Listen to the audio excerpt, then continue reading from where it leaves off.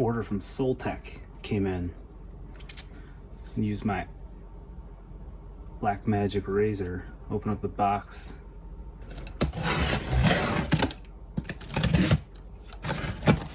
See what's inside.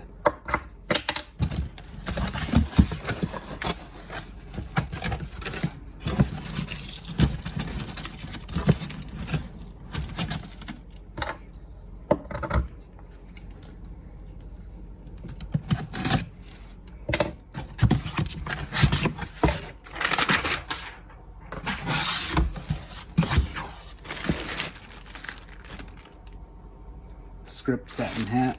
It was on sale, $13, something like that. Why not get it? The logo's a little smaller than I thought it would be, but at least it's not shaped like one of those weird trucker hats. You can probably flex the rim a little bit, use it to skate, probably end up looking all salty after a while. Script hoodie in white. Looked really good on the website, looks really good now, but it's probably not a smart idea to be skating in white, even more particularly in the springtime when there's extra dirt and salt all over the place. It's a good way to ruin a not cheap hoodie. And then we have SXL.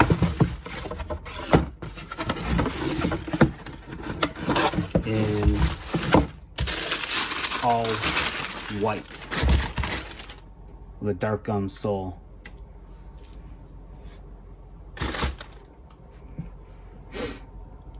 First impression, it looks like almost like a cream color off-white. I don't know if they're supposed to look like that fresh out the factory, but you would think that the white amongst the inside on the tongue and along the base or the top of the sole would match perfectly. Maybe it's a little bit more expensive to get pure white, or it's hard to do it in a suede material. This is probably the 5th pair of Accels that I've gotten in the last year or so. I mean, you can't beat a classic, and it is the OG. Look at how wide that toe box is, how puffy that sole is. Triple stitch toe cap, triple stitched extra reinforced ollie area. As much of a classic as a classic gets. And, you know, even though the SXL is probably the most iconic when it comes to your basic of basic shoes, pretty much every company that has ever made a skate shoe does make something in a similar form factor as the SXL. I don't remember all of them in particular, but if you go through any company, new or old, whether it be Etnies, America, Audio, Osiris, Lakai, Sheep, anything like that, they all make something of a similar nature. I guess when it comes down to it, it just would depend on which brand you'd rather be wearing at that particular time. When it comes to the SXL, I find that it is a loose fit kind of shoe, even if you are wearing one true to size. In fact, I have one that's half a size under what I normally wear. I use those shoes for, you know, just walking around. I haven't skated in those yet. They're just a little tight by the big and middle toe, but they still feel classic, boxy, wide. And it's not like I like to tie these particularly tight. I find it would, aesthetically at least, it would look weird if you just belted these laces down and the tongue doesn't exactly puff out. Not that I like to usually ride like sky top tongue type of stuff like that, but these are the shoes that I came up with in skateboarding. Maybe if it weren't even the Accels, but it was in a similar nature, whether it be the America Heretic or the Audio 5050. Most shoes in that time period, 97 to 2005 or so, before the hipster slippers took control of the skate scene, a lot of them had this boxy, wide fit. And no, I don't find that it hinders board feel. I did have a pair of Accel Slims that, I mean, you might be able to feel the concave of a board slightly more, but, you know, if you have your flip tricks down, if you have the motions down for your tricks, you should be able to rock Timberlands like Tom Penny would. Doesn't matter. The sole, I mean, you can't beat that sole. It's not a like my review of the Sparta. These are more dense pieces. It's, you know, a lot more surface area, or less surface area. It's going to wear off slowly, or a little bit more slow on grip tape, rather than like the thin zigzag patterns that something like the Omega, the Scheme, you know, all those types of shoes have. Those are going to wear down faster. This part is going to last you longer for sure compared to that. And there's another layer or two, maybe not of suede, but there's layer underneath this toe cap here on the Accel. The two pairs that I am skating currently, the all black and the all brown, there's a little bit underneath that, and the triple stitching does help, but I mean, especially in this particular area where you kick flip and, you know, 360 flip, all sorts of stuff like that, you're going to get that breakdown no matter what. You're going to get breakdown amongst here. You're going to get ripping of the laces. A good way to combat that would be to get shoe goo and just create your own toe cap, because no companies really make shoes with toe caps anymore. I know S has the Swift 1.5. That shoe's a little too thin for my liking. The toe's a little too pointy, and it kind of looks like the toe cap's a little thin anyways. So at the very most, even if you have aggressive flicking, or you like to do a ton of flip tricks all the time, you have a good flat ground game, or you just like to mess around doing flat ground in front of your house, it might buy you an extra week or two before the shoe just starts to look like a traditional falling apart skate shoe. I find that these are extremely comfortable to skate in. Whether I have them laced loose, I tighten them up a little bit, doesn't matter. Probably end up skating these thrown in with the all brown ones after I let the black ones go to shit.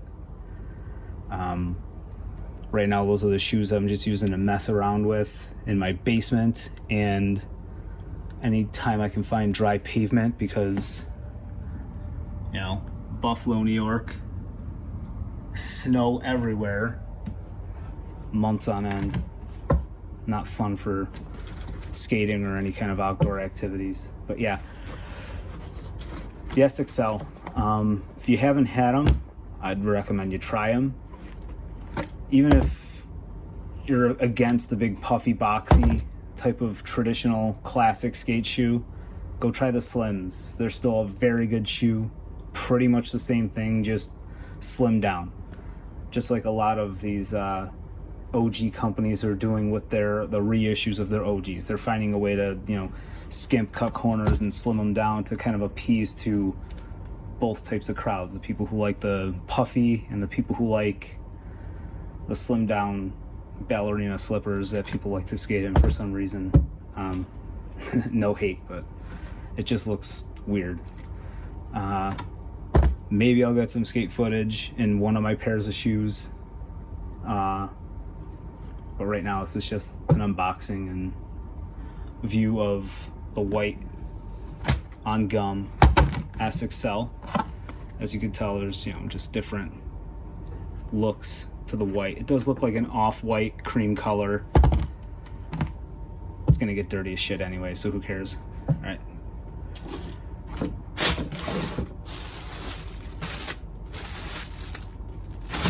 Looks big.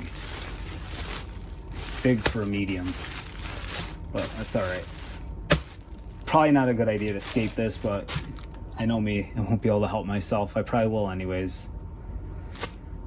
So, why do I like to use S stuff in particular? Pretty much because Soltech, the company that, or the distribution company that houses S, Emerica, and Etnies, also I think still Altamont clothing and maybe 32 boots. As far as I know, looking up their history, they're not backed by a large corporate company.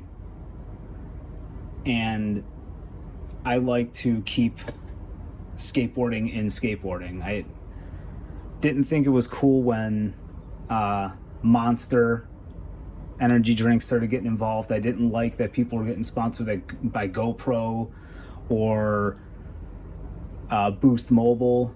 Back in the day when they first got on the scene, they started endorsing like Andrew Reynolds and other guys like that before the smartphone era. If it didn't have anything to do with skateboarders and skateboarding, if it wasn't really a skater developed company, I didn't really want much part of it. It's kind of like keeping money in the economy, in the local economy. Endorsing corporate brands, I don't think helps. It may help the skaters' pockets, and I guess that may count for more than anything when it comes down to the skaters. But think about how many good companies, especially shoe companies, went bankrupt or out of business or had to dramatically reduce their impact on the world and the history of skateboarding when it came to the input of corporate companies. It was sad to see. I mean, Shorties was huge, and they went into nothing because big corporate companies came in and started grabbing up skaters, and people just didn't rock the small skater stuff anymore. Whatever, that was long-winded. End of review. Hitting on more of just the unboxing aspect of the shoes themselves. Obviously, just both shoes in the box, wrapping and paper. Paper on the inside of the shoe. I do miss the days where you may get some sort of insert, some sort of catalog for the next season, a little keychain with a company branding, something you can put, like on zippers of your book bag or something like that. And more than anything, I miss extra laces. You can go through maybe 3 or 4, maybe 5 sessions before that lace is possibly gone. That lace is heavily ripping, depending on how long and how aggressive you skate. And even for the life of a classic or any normal skate shoe, there's never enough laces to go through. But it did help a lot to have that extra pair of laces to throw into your skate bag or have on you at some point. And if you don't do many switch tricks, at least you have 2 extra laces for your main flicking shoe. And for people who don't have a ton of skate shoes or don't have the kind of money to go through 5, 6, 7 pairs of skate shoes a year when you're a teenager and you're skating a ton, having those extra laces does help quite a bit. I mean, you could do the classic, grab both ends, knot it up right there, and keep it moving. You don't have any other options for the most part. It wasn't even the fact that it would help you out. It's you spent hard-earned money on stuff like this, and having those extra little bits really, it made you feel better, put a smile on your face. It made you get even more stoked into these things. And it's gone. And no knock to the companies. I understand why you're doing it. It saves you money. You don't have to have these rubbery, plasticky keychains hanging off. I don't know how much those cost in bulk to produce, but it's a cost you can cut out altogether. And eventually people don't know the difference. They don't know that they're missing it. I guess if you're an OG or an older skater who used to get stuff like this, you notice that it's gone, and you'd still like to see it. You still miss it when you open up a pair of shoes and they're not here. Even the paper, there's no branding on it. Nothing. You know, if you opened a box of like the Muska 901s back in the Circa days, this would have Muska Circa branding all over it. The box would have Muska Circa branding all over it. Not that I'm knocking the S box, because, you know, the traditional red S and the S logo, the branding is still there, still identifies the shoe. They did their part. It's just that little bit, that little touch is what helps.